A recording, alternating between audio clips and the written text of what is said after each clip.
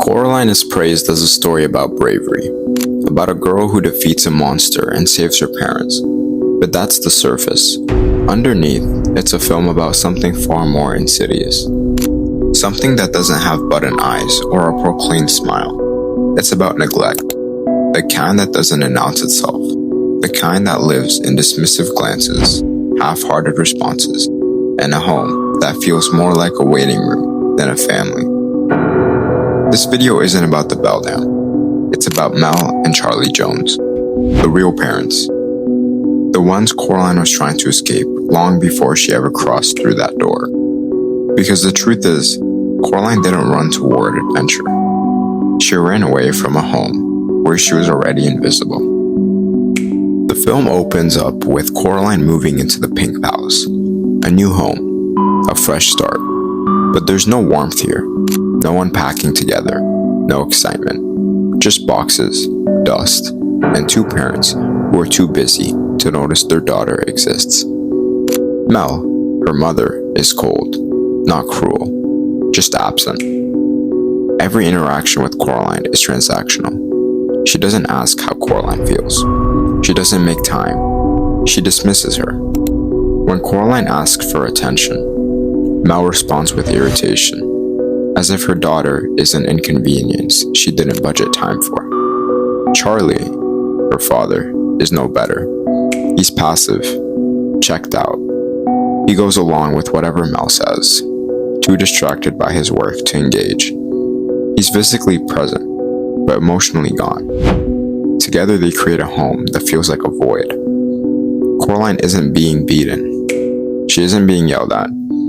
But she's starving. Not for food, but for acknowledgement. For someone to see her. And that hunger is quiet. It doesn't leave bruises, but it kills something inside a child, all the same. There's a scene in the film that encapsulates everything wrong with this family. Mel takes Coraline shopping. On paper, it's a kind gesture. A mother-daughter outing. But watch it closely. Mel doesn't ask Coraline what she likes. She doesn't listen. She picks out a school uniform. Dull, gray, and lifeless. And when Coraline protests, Mel dismisses her immediately. Just fine. Coraline's preferences don't matter. Her voice doesn't matter. She's an object to be managed, not a person to be understood. And this is the norm. This is how Mel parents, with efficiency, with distance, with a complete inability to see her daughter as anything more than another task on a to-do list. Charlie is complicit in this. He never steps in, never advocates for Coraline. He just exists, a shadow in the background. And Coraline, she learns that her needs don't matter. That asking for love is asking for too much. So, Coraline finds the door. And on the other side, she finds everything she's been missing. The other mother is warm, attentive. She listens. She cooks Coraline's favorite meals. She plays with her. She sees her for the first time in what feels like forever. Coraline feels like she matters. The other world isn't random.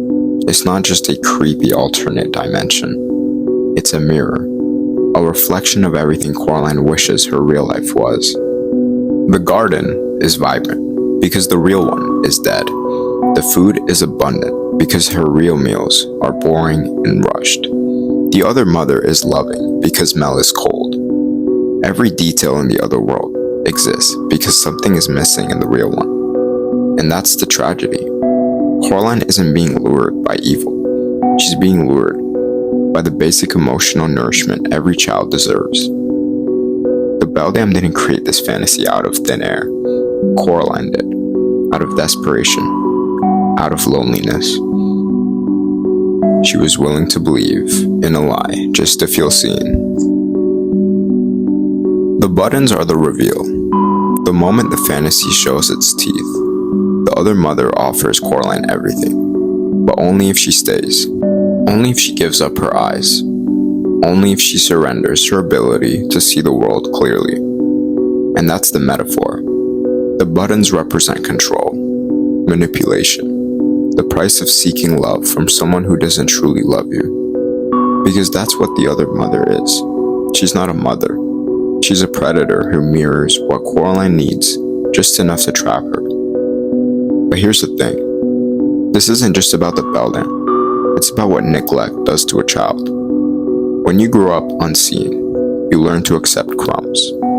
You learn to settle for attention that comes with conditions. You learn to ignore red flags. Because even bad attention feels better than none. Coraline almost sews the buttons on. She almost stays. Not because she's naive, but because she's been so starved for love that even a manipulative, dangerous version of it feels preferable to going back to a home where she's invincible. Mel and Charlie aren't monsters. That's what makes this worse. They're not abusive in the traditional sense. They don't hit. They don't scream. They're just empty. Mel is overworked, stressed, trying to keep the household running. Charlie is burnt out, disconnected, doing the bare minimum. They're not trying to hurt Coraline, but intent doesn't erase impact. A child doesn't care that their parent is tired. They don't understand deadlines or stress or financial pressure. They just know that when they ask for love, they're told to wait. And eventually, they stop asking. That's what happened to Coraline. She stopped expecting her parents to show up. She stopped believing that they cared. And when that happens, when a child internalizes that they are not a priority, something inside them rewires.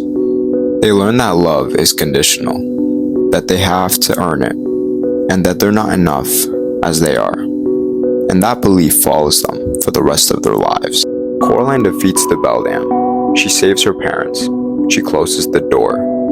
The film ends with the garden blooming, her parents smiling, and Coraline surrounded by new friends. It's a happy ending. Or is it? Because nothing actually changed. Mel is still distracted.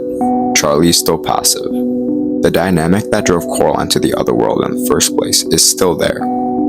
She escaped the Beldam, but she didn't escape neglect. And that's the most haunting part of this entire film. Coraline saved herself. She fought. She survived. But when she came back, her parents were the exact same. Still too busy, still too distant, and still gone. The Beldam lost, but neglect never does, and Coraline has to live with it forever.